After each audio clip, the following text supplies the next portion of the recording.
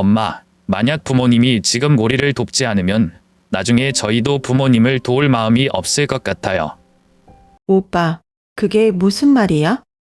엄마가 지금까지 얼마나 오빠를 위해 희생했는지 몰라? 그런 말을 어떻게 할 수 있어? 안녕하세요. 오늘은 부산에서 시작된 한 가족의 특별한 이야기를 들려드릴게요. 가족이라는 이름으로 서로에게 상처를 주기도 하지만 결국에는 다시 하나가 되는 과정 속에서 우리는 무엇을 배울 수 있을까요? 끝까지 들어주신다면 여러분도 가족에 대한 소중한 메시지를 얻으실 거라 믿습니다. 부산, 참 바다의 도시죠. 제가 처음 부산에 왔던 건 30년 전이었어요. 서울에서 살다가 남편이 부산으로 발령을 받아 내려오게 됐는데 그때만 해도 이 도시는 지금처럼 화려하고 복잡하지 않았어요. 바다를 바라보며 그때 느꼈던 설렘과 기대가 아직도 머릿속에 선명합니다. 남편과 저는 그 시절엔 젊고 의욕도 넘쳤고 아이들을 위해 뭐든지 할 수 있을 것 같았죠. 세월이 흘러 지금은 제가 65세, 남편은 68세가 되었어요. 두 아이는 다 자라서 각자의 가정을 꾸렸고 저희 부부는 비교적 조용한 노년을 기대했어요. 저희는 해운대에서 조금 떨어진 조용한 동네에 살고 있는데 집에서 창밖으로 보이는 바다 풍경은 여전히 마음을 편안하게 해줍니다. 아침에 일어나 따뜻한 차를 마시고 동네 공원을 산책하며 하루를 시작하는 게 우리 부부의 소소한 행복이었죠. 그런데 몇 년 전 첫째 아들과 며느리가 맞벌이를 시작하면서 이야기가 달라졌어요. 처음엔 어쩌다 한번 손주 좀 봐주세요 라는 부탁으로 시작했어요. 손주는 그야말로 사랑스러운 존재잖아요. 처음엔 너무 기뻤어요. 아직 어리광도 피우고 저희를 보면 할머니, 할아버지 하며 달려오는 모습이 얼마나 예쁜지 몰라요. 하지만 시간이 지나면서 손주를 돌보는 일이 단순한 부탁이 아니라 우리의 책임으로 변해가더라고요. 아들과 며느리는 아침 일찍 출근하고 저녁 늦게 들어오니 손주는 사실상 하루 종일 저희와 함께 있는 셈이에요. 어린이집에 데려다주고 데리고 오는 일도 매일 반복되죠. 그 과정에서 생긴 에피소드들이 참 많아요. 한 번은 손주를 어린이집에 데려다주는 길에 갑자기 비가 쏟아진 적이 있어요. 우산을 챙기지 못해서 둘이 비를 맞으며 달렸는데 손주가 그 상황이 재밌었는지 깔깔 웃더라고요. 할머니, 우리 또 비 맞으러 가요. 라는 말에 저도 모르게 웃음이 나왔어요. 하지만 집에 돌아왔을 땐 온몸이 젖어서 감기 기운이 돌았죠. 그날 밤 남편이 이러다 당신 몸 상하면 어쩌려고 그러냐며 걱정했는데 사실 저도 그게 늘 걱정이에요. 나이 들수록 체력이 예전 같지 않잖아요. 며느리와 아들은 늘 저희에게 고맙다고 말을 하지만 가끔은 그런 말조차 공허하게 느껴질 때가 있어요. 감사하다는 말도 좋지만 우리도 이제는 쉬고 싶다는 마음이 커지는 걸 어떻게 숨길 수 있을까요? 부산의 겨울은 생각보다 매서운데 그 추운 날씨 속에서도 저희는 여전히 손주의 손을 잡고 어린이집으로 향합니다. 가끔은 길을 걸으며 다른 어르신들을 보면 부럽기도 해요. 그들은 공원 벤치에 앉아 도란도란 이야기를 나누거나 한가로이 시장에서 잠을 보는 모습이 참 편안해 보이더라고요. 그런데 저희 부부는 매일 어린이집, 학원, 병원을 오가느라 바빠요. 며칠 전엔 이런 일이 있었어요. 손주가 감기에 걸려서 저희가 병원에 데려갔는데 대기실에서 만난 한 어르신이 저를 보고 요즘 손주 봐주느라 많이 바쁘시죠? 라고 물으시더라고요. 그분도 비슷한 상황이었는지 우리 나이에 손주 키우는 게 쉬운 일이 아니에요. 라며 한숨을 쉬셨어요. 그 말을 듣는데 왠지 모를 위로가 되더라고요. 저희만 이런 삶을 사는 게 아니라는 생각이 들었어요. 이 모든 게 가족을 위한 일이라고 스스로를 다독이면서도 가끔은 우리의 인생은 언제쯤 우리를 위한 시간이 될까? 라는 질문이 머릿속에서 떠나지 않아요. 제가 민호를 처음 품에 안았을 때가 떠올라요. 그 작은 손가락, 오밀조밀한 얼굴을 보며 이 아이가 나의 전부구나 라는 생각이 들었죠. 시간이 흐르며 민호는 정말 제 기대 이상으로 잘나졌어요. 말썽 한 번 부리지 않고 친구들에게도 동네 어르신들에게도 칭찬받는 아이였죠. 특히 민호가 고등학생 때의 일이 기억에 남아요. 학교에서 돌아오면 바로 방에 들어가 책상 앞에 앉아 공부를 시작하곤 했어요. 그런 모습에 저는 괜히 걱정이 됐어요. 너무 열심히 하면 병나지 않을까? 하며 간식을 들고 들어가면 민호는 엄마, 저 조금만 더 하고 먹을게요. 라며 웃어 보였죠. 그 모습이 기특하면서도 안쓰러웠어요. 서울의 한 대학교에 합격한 날, 민호는 집으로 달려와 저희 부부 앞에서 깊이 고개를 숙였어요. 엄마, 아빠 덕분이에요. 학원비도 지원해 주시고 응원도 해주셔서 제가 여기까지 올 수 있었어요. 앞으로는 저 혼자 열심히 해서 부모님께 부담을 덜어드릴게요. 그 말을 듣는 순간 저는 눈물이 핑 돌았어요. 아이가 이토록 성장했구나 싶어서요. 그때부터 민호는 서울로 올라가서 자취를 시작했어요. 저희는 매주 토요일 아침마다 버스를 타고 민호의 자취방으로 갔어요. 남편은 민호 강의 수도꼭지를 점검하거나 고장난 전등을 갈아주고 저는 반찬을 한가득 싸가서 냉장고를 채워줬어요. 민호는 엄마, 제가 알아서 할 수 있어요 라고 말했지만 어미 마음이 어디 그게 되나요? 민호는 성격도 부드럽고 배려심이 많아서 주변 사람들에게 인기가 많았어요. 친구들과 잘 지내고 교수님들에게도 항상 예에 바르게 행동해서 저희도 뿌듯했어요. 한 번은 민호가 여름방학 때 집에 내려와서 엄마, 이번 학기에 제가 학교 대표로 발표를 하게 됐어요 라고 하더군요. 그 이야기를 듣고 저희 부부는 그날 저녁 민호가 좋아하는 자체를 만들어서 축하했죠. 또 한 번은 동네 어르신께 들은 이야기인데 민호가 집 근처 슈퍼에서 한 아주머니의 무거운 장바구니를 들었다 그렸다고 해요. 그 어르신이 저를 만나서 민호가 정말 인선이 바른 아이라고 칭찬받았어요. 그 말을 듣고 얼마나 뿌듯했는지 몰라요. 하지만 민호가 그렇게 독립적이고 책임감이 강한 사람이 되면서도 가끔은 걱정이 됐어요. 너무 자기만의 힘으로 모든 걸 해결하려고 하지 않을까 싶어서요. 친구들과 어울릴 때도 절대 폐를 끼치지 않으려고 하고 부모인 저희에게도 부담을 주지 않으려고 하는 모습이 고맙기도 했지만 마음이 쓰셨어요. 제가 위염 때문에 병원에 입원했을 때의 일이에요. 그때 민호는 대학에서 한참 바쁘게 지낼 시기였는데 모든 걸 뒤로하고 병원으로 달려왔어요. 의사 선생님이 수술을 해야 한다고 했을 때 저는 불안해서 어쩔 줄 몰랐어요. 그런데 민호가 제 손을 꼭 잡으며 이렇게 말하더라고요. 엄마, 제가 옆에 있으니까 걱정하지 마세요. 엄마는 빨리 나오시면 돼요. 그 말 한마디가 얼마나 위로가 되었는지 몰라요. 수술 후에는 민호가 병실에서 거의 살다시피 했어요. 아침마다 병원에서 제공하는 죽을 받아오고 저를 부축해 복도를 걸으며 운동도 도와줬어요. 아픈 몸으로 의욕이 없던 저를 계속해서 다독이며 웃음을 주었죠. 엄마, 이거 보세요. 병원 음식도 나쁘지 않네요. 엄마는 다 드시고 빨리 회복하셔야 해요. 그때 민호가 학교에서 빠진 간이나 시험이 많았을 텐데도 그런 내색을 전혀 하지 않았어요. 오히려 저희를 안심시키려는 모습이 얼마나 성숙했는지 모릅니다. 저는 그날 우리 아들이 정말 다 컸구나 라는 걸 느꼈어요. 그뿐만이 아니었어요. 남편이 사업을 하다 한 번 큰 위기를 맞았던 적이 있었어요. 그때는 가족 모두가 경제적으로 힘든 시기였는데 민호가 먼저 나서서 아빠, 제가 조금이라도 도울게요 라며 아르바이트를 시작했어요.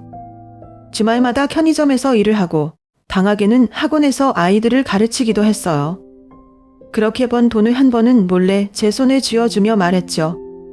엄마, 이 돈으로 반찬이라도 사세요. 제가 필요한 건 없으니까 걱정 마세요.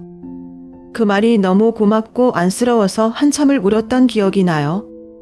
부모로서 아이가 그런 짐을 지는 게 마음 아팠지만 한편으로는 민호가 얼마나 책임감 있는 사람으로 자랐는지 알 수 있어서 뿌듯하기도 했어요.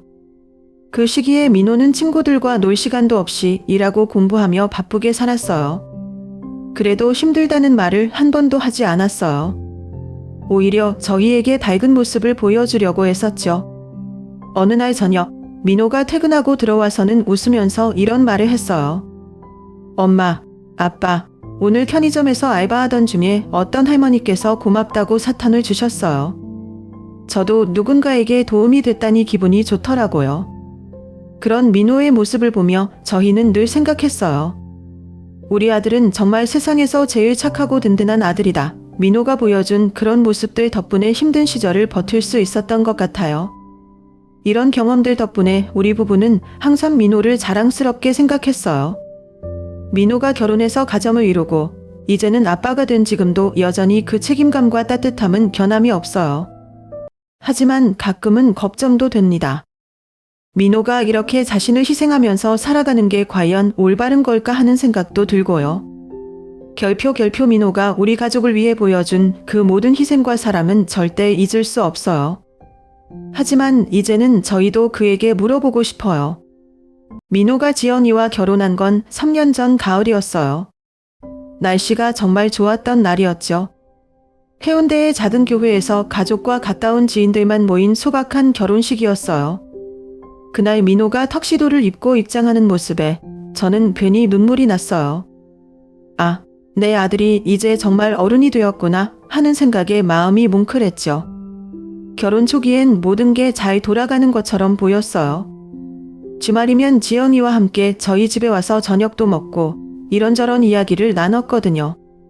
지연이도 밝고 착한 사람이라 저는 딸처럼 생각하려고 노력했어요. 그런데 시간이 지나면서 민호가 점점 우리 집에 오는 횟수가 줄어들었어요. 처음엔 일이 바빠서 그러겠지 하고 이해하려 했어요. 그런데 어느 날 제가 전화를 걸어 주말에 잠깐 얼굴이나 보자 라고 했더니 민호가 이렇게 대답하더라고요. 엄마, 요즘 회사에서 일이 너무 많아서 시간 내기가 힘들어요. 다음에 봬요. 그 순간 섭섭한 마음이 들었지만 다시는 말을 꺼내지 않았어요. 아들이 바쁘다고 하니 더 이상 귀찮게 하고 싶지 않았거든요. 하지만 그런 날들이 계속되다 보니 점점 걱정이 됐어요. 혹시 우리가 뭘 잘못한 건가? 하는 생각도 들고 결혼하면 다 이렇게 멀어지는 건가? 싶기도 했어요. 견아는 또 다른 방식으로 다가왔어요. 민호와 지연이 첫 아기를 낳고 몇 달 후 어느 날 민호가 전화를 걸어왔어요. 엄마, 아빠, 저희가 출근해야 해서 아이 좀 돌봐주실 수 있으세요? 그때만 해도 손주를 보게 된다는 기쁨에 망설임 없이 그래, 당연히 봐줄게 라고 대답했어요. 하지만 그때는 몰랐어요. 이게 단순히 하루나 이틀의 일이 아니라는 거려. 민호와 지연이는 아침 일찍 아이를 맡기고 저녁 늦게 데려가는 일이 반복됐어요. 처음엔 아기도 너무 예쁘고 손주를 돌보는 일이 기뻤어요. 그런데 시간이 지나면서 점점 체력이 달리더라고요. 손주는 에너지가 넘치는데 저희는 점점 피로가 쌓였죠. 그런데 가장 마음이 아팠던 건 민호가 예전처럼 저희의 건강이나 안부를 챙기지 않는다는 거였어요. 집에 잠깐 들러도 엄마, 아빠 괜찮으세요? 라는 말 대신 아이 저녁 준비해 주실 수 있죠? 라는 말이 먼저 나왔거든요. 한 번은 제가 살짝 힘들다는 내색을 했더니 민호가 이렇게 말하더라고요. 엄마, 저희도 어쩔 수 없어요. 부모님밖에 믿을 사람이 없잖아요. 그 말을 듣는 순간 마음이 복잡했어요. 물론 민호의 상황을 이해하지 못하는 건 아니에요. 요즘 젊은 부부가 맞벌이를 안 하면 생활이 힘들다는 것도 알고 그들도 고생하고 있다는 걸 알아요. 하지만 저희 부부도 이제는 나이가 있고 체력이 예전 같지 않다는 걸 민호가 알아줬으면 좋겠다는 생각이 들었어요. 또 한 번은 이런 일이 있었어요. 민호가 퇴근하고 손주를 데리러 왔는데 저녁을 먹고 가라는 저희의 말에 내일 아침에 중요한 회의가 있어서요 라며 급히 떠났어요. 그날 남편이 혼잣말처럼 이런 말을 했어요. 민호가 우리랑 대화하는 시간보다 휴대폰 보는 시간이 더 많은 것 같네. 우리 집에서 민호네 집까지는 걸어서 10분, 2블록 정도밖에 되지 않는 거예요. 처음에는 이렇게 가까운 거리에 산다는 게 참 좋다고 생각했어요. 손주 소윤이를 자주 볼 수 있고 필요할 때 서로 도울 수 있을 거라 믿었거든요. 하지만 시간이 지나면서 이 가까움이 오히려 우리 부부에게는 큰 부담이 되더라고요.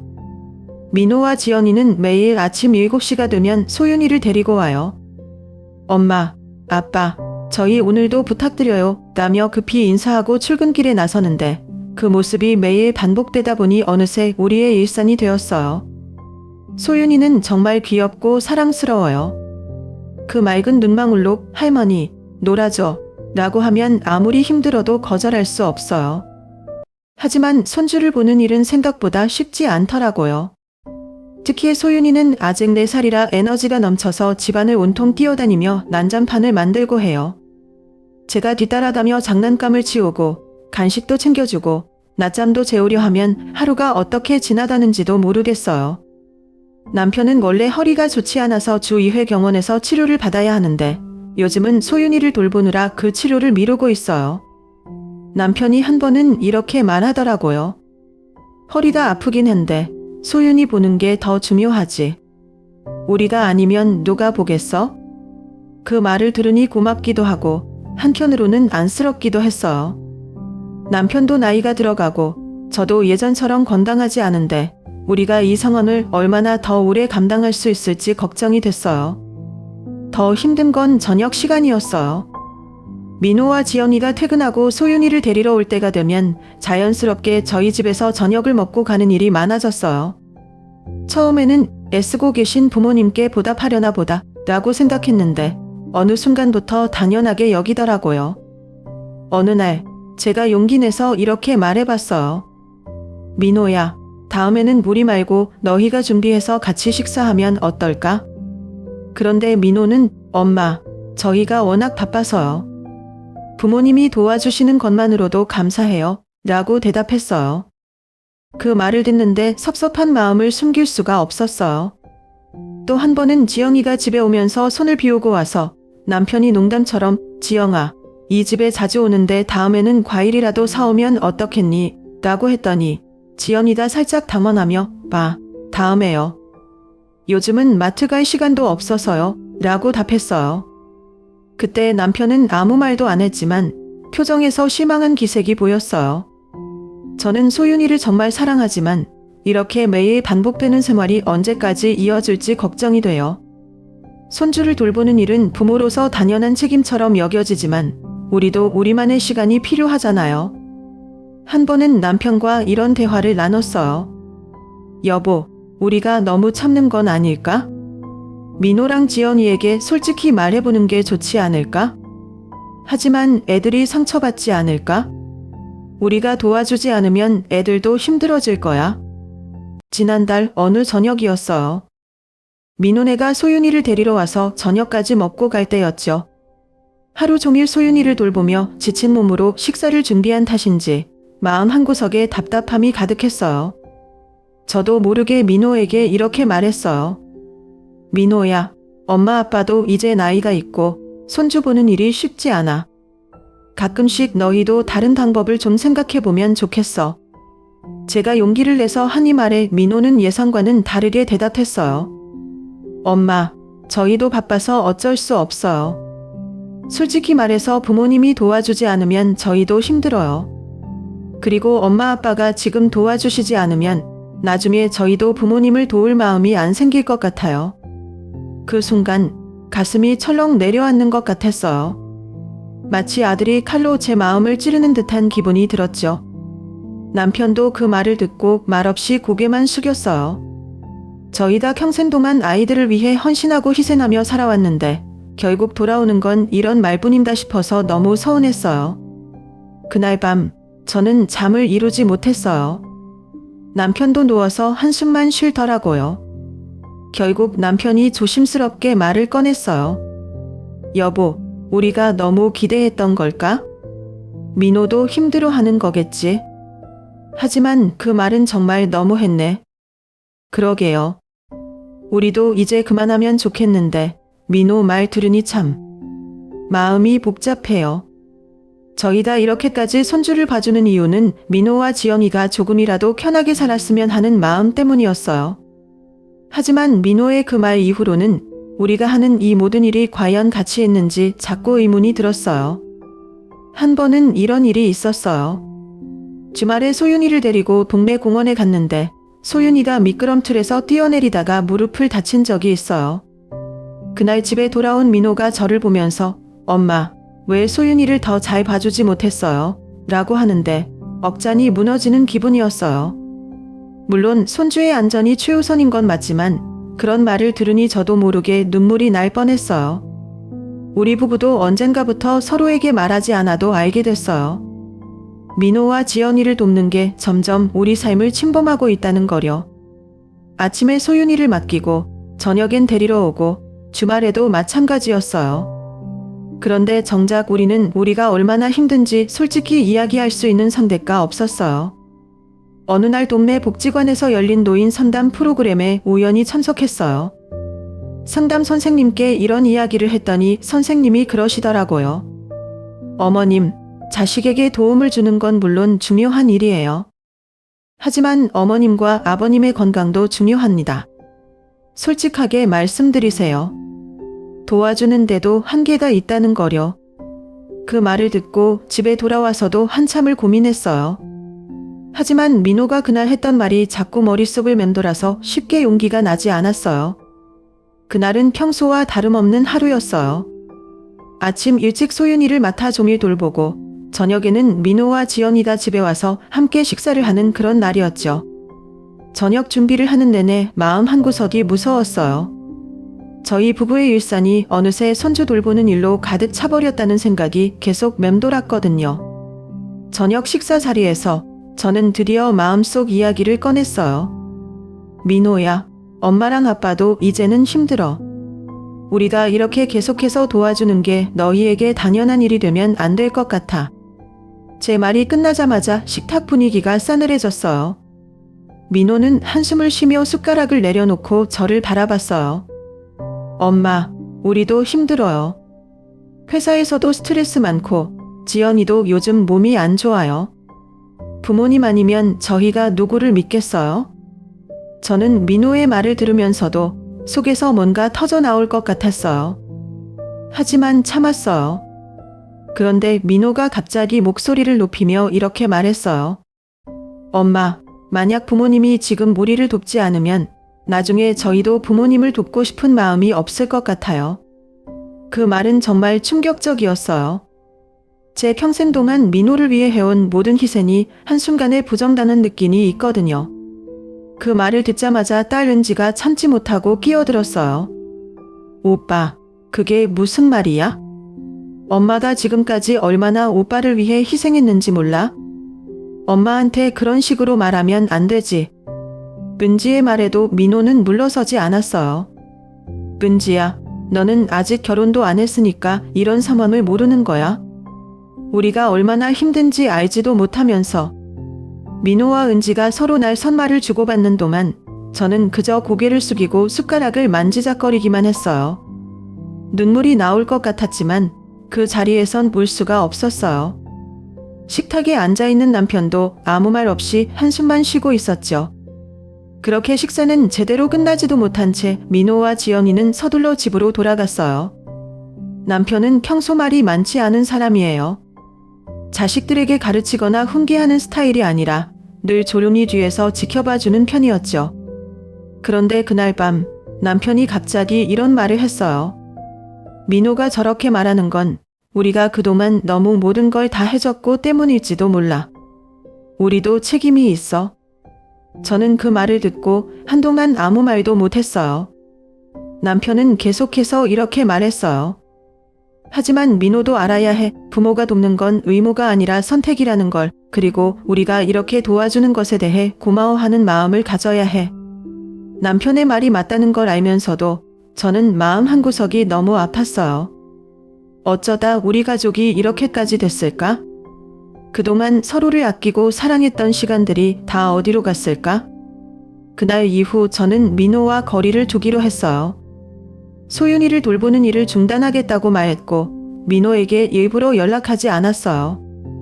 처음에는 마음이 조금 편해지는 것 같았어요. 매일 반복되는 육체적 피로에서 벗어난 것 같았거든요. 하지만 시간이 지날수록 마음속에 공허함이 커졌어요. 소윤이가 보고 싶었어요. 손주를 돌보는 일이 분명 힘들었지만 소윤이가 저를 보고 웃을 때면 그 모든 피로가 싹 사라졌거든요. 그런데 이제는 소윤이의 웃는 얼굴도 할머니 하고 부르는 목소리도 들을 수 없게 되었어요. 민호와 연락을 끊고 지낸 지 한 달쯤 되었을 때 딸 은지가 집에 찾아왔어요. 저를 보며 이렇게 말했어요. 엄마, 오빠한테 전화 한번 해보는 게 어때요? 오빠도 지금 많이 힘들어하는 것 같아요. 하지만 저는 고개를 저으며 대답했어요. 은지야, 이번엔 엄마가 먼저 손 내밀고 싶지 않아. 민호가 스스로 잘못을 깨닫고 엄마에게 진심으로 다가와야 해. 은지는 제 마음을 이해한다며 고개를 끄덕였지만 여전히 걱정스러운 표정을 지었어요. 어느 날 아침 현관문 벨소리가 울렸어요. 문을 열어보니 민호가 서 있었어요. 그 뒤로는 소윤이가 할머니 하고 저를 보며 달려오더군요. 그 순간 눈물이 왈칵 쏟아졌어요. 민호는 저를 보며 고개를 숙였어요. 엄마, 제가 잘못했어요. 너무 당연하게 여겼던 것 같아요. 엄마도 힘드셨을 텐데 제가 그걸 몰랐어요. 그 말을 듣는 순간 그동안의 서운함이 조금씩 녹아내리는 것 같았어요. 저는 민호를 안으며 이렇게 말했어요. 민호야, 엄마도 너희를 돕고 싶은 마음은 여전히 크다. 하지만 엄마와 아빠도 이제는 지칠 때가 있단다. 우리 서로를 조금 더 이해하면서 살자. 그날 이후 우리 가족은 조금씩 다시 가까워지기 시작했어요. 물론 완전히 예전으로 돌아갈 수는 없겠지만 서로의 마음을 이해하려는 작은 노력이 우리의 관계를 회복하는 데 큰 힘이 되었어요. 그날은 평소와 다를 바 없는 조용한 오후였어요. 남편은 텔레비전 뉴스를 보고 있었고 저는 부엌에서 간단히 점심을 준비하고 있었죠. 그런데 갑자기 현관문 벨소리가 울렸어요. 요즘은 집에 찾아오는 사람이 거의 없어서 누구인지 궁금했어요. 문을 열어보니 민호가 혼자 서 있더라고요. 저는 순간 당황했어요. 소윤이도 지연이도 없이 민호 혼자 찾아온 적이 거의 없었거든요. 민호는 평소와 다른 차분한 얼굴로 저를 바라보며 인사했어요. 엄마, 시간 좀 있으세요? 저는 잠시 멈칫했지만 곧 민호를 집 안으로 들였어요. 민호는 집에 들어오자마자 깊이 고개를 숙였어요. 엄마, 죄송해요. 제가 정말 너무했어요. 그 말을 듣는 순간 가슴이 철렁했어요. 민호가 이렇게 진심으로 사과하는 모습을 본 게 정말 오랜만에 있거든요. 저는 민호에게 왜 이런 생각을 하게 되었는지 물어봤어요. 민호는 잠시 숨을 고르고 나서 조심스럽게 이야기를 꺼냈어요. 며칠 전에 회사에서 동료랑 얘기를 나눴어요. 그 친구도 맞벌이를 하는데 자기 부모님이 손주를 돌봐주지 않는다고 불평하더라고요. 그런데 그 이야기를 듣는 순간 제가 문득 엄마 아빠가 얼마나 많은 걸 포기하고 저희를 도와주고 계신지 깨닫게 됐어요. 민호는 고개를 들고 제 눈을 바라보며 말을 이어갔어요. 엄마는 손주를 돌봐주시면서도 힘들다는 말을 거의 하지 않으셨어요. 그런데 저는 그걸 당연하게 여겼던 것 같아요. 그리고 제가 한 말들이 엄마에게 얼마나 상처가 되었을지 생각해보니 너무 죄송했어요. 저는 민호의 말을 들으면서 울컥했어요. 지난 몇 달 동안 쌓였던 서운함과 고통이 조금씩 풀어지는 느낌이었어요. 하지만 일부러 감정을 드러내지 않고 차분하게 대답했어요. 민호야, 엄마는 너희를 돕고 싶은 마음으로 했던 거야. 하지만 가끔은 우리가 힘들다는 걸 알아주길 바랐다. 다 엄마 아빠도 예전처럼 젊고 건강하지는 않잖아. 민호는 고개를 끄덕이며 약속했어요. 앞으로는 제가 소윤이를 돌보는 방법을 더 잘 고민해 볼게요. 그리고 모든 책임을 부모님께 떠넘기지 않을 거예요. 저희가 직접 해결해야 하는 일들을 찾아서 할게요. 그 순간 민호의 말에서 진심이 느껴졌어요. 저는 민호에게 다가가서 손을 잡으며 말했어요. 그래, 민호야. 내가 그렇게 생각해줘서 엄마는 정말 고맙다. 우리는 언제나 너희를 돕고 싶어. 하지만 우리도 내 도움이 필요할 때가 있다는 걸 잊지 말아줘. 그날 민호는 오랜만에 저희와 함께 시간을 보냈어요. 집안일을 도와주고 남편과도 오랜만에 진솔한 대화를 나눴어요. 집안에 다시 웃음이 돌아온 것 같아서 마음이 참 따뜻했어요. 그날 이후 민호는 조금씩 변하기 시작했어요. 소윤이를 데려오거나 데리러 올 때마다 오늘은 제가 저녁을 준비해 볼게요 라며 음식을 사오기도 하고 주말에는 지연이와 함께 소윤이를 데리고 공원에 나다 시간을 보내는 모습을 보였어요. 저는 그런 민호를 보며 작은 변화가 얼마나 큰 의미를 가질 수 있는지 깨달았어요. 민호의 진심 어린 사과와 노력이 우리 가족을 다시 하나로 묶어줬어요. 민호가 저희 집에 찾아와 진심으로 사과한 후로 우리 가족은 조금씩 변화하기 시작했어요. 처음에는 그 변화가 작게 느껴졌지만 시간이 지날수록 마음속에 서운함이 녹아내리고 가족 사이의 온기가 다시 돌아오고 있다는 걸 느꼈어요. 이제는 소윤이가 우리 집에 오는 날이 예전처럼 매일매일이 아니에요. 민호와 지연이가 직장에서 더 효율적으로 일정을 조율하기 시작했고 주말이나 공휴일에는 두 사람이 직접 소윤이와 함께 시간을 보내려고 노력했어요. 가끔 소윤이를 데리고 와도 예전처럼 맡기고 떠나는 방식이 아니라 함께 놀아주고 대화를 나누며 가족끼리 시간을 보내려고 하더라고요. 한 번은 민호가 이런 말을 했어요. 엄마, 아빠, 요즘 회사에서 시간을 조정해 봤는데 제가 매주 금요일에는 일찍 퇴근할 수 있을 것 같아요. 그날은 저희가 저녁 준비해서 가족끼리 다 같이 먹으면 어떨까요?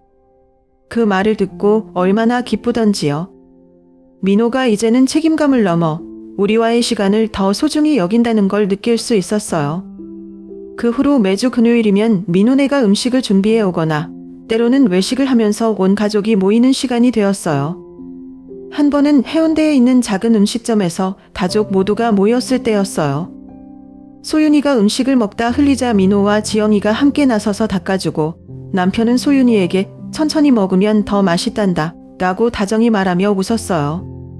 그런 평범한 장면이지만 그 순간이 저에게는 너무나 특별했어요. 시간이 지나면서 저도 우리 가족에게 작은 변화가 큰 차이를 만들 수 있다는 걸 느꼈어요. 민호와 지연이는 이제 저희에게 감사 인사를 자주 해요. 한 번은 지연이가 손수 만든 떡을 들고 와서 이렇게 말했어요.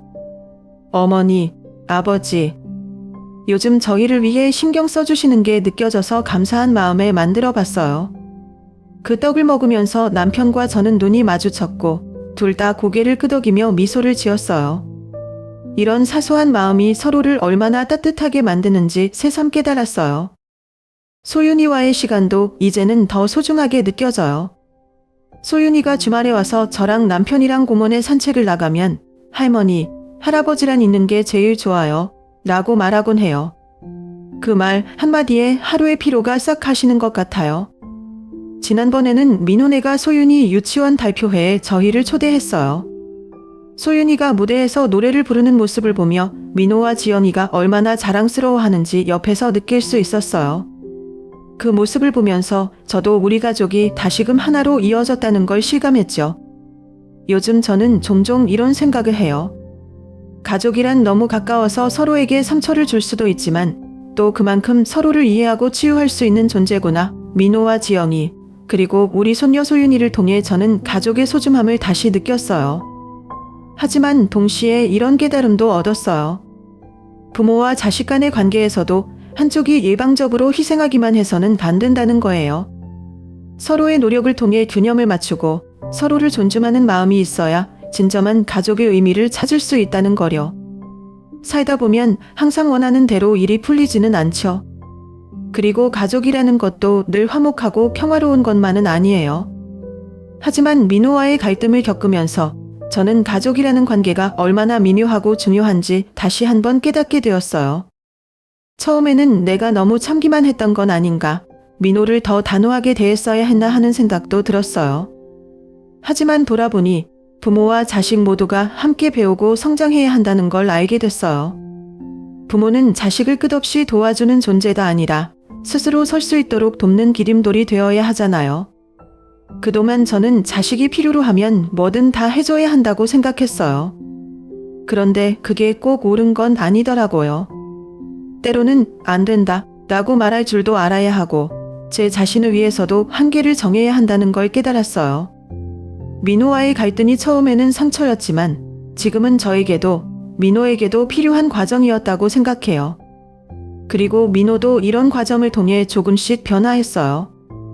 아들로서, 남편으로서, 그리고 아버지로서 자신의 책임을 받아들이고 우리 가족을 더 소중히 여기게 되었어요. 민호가 변했어요. 더 자주 웃고 더 따뜻한 말을 건네고 가족을 위해 노력하려는 모습이 보여요. 하지만 이런 변화가 영원히 지속될지는 모르겠어요. 사람은 쉽게 바뀌지 않는다고들 하잖아요. 그래도 저는 민호가 가족의 소중함을 잊지 않길 바라요. 우리 집이 민호에게 언제든 돌아올 수 있는 안식처가 되길 바라는 마음뿐이에요. 민호가 최근에 이런 말을 했어요. 엄마, 아빠가 저희를 이렇게까지 생각해 주신 걸 알게 된 게 참 다행인 것 같아요.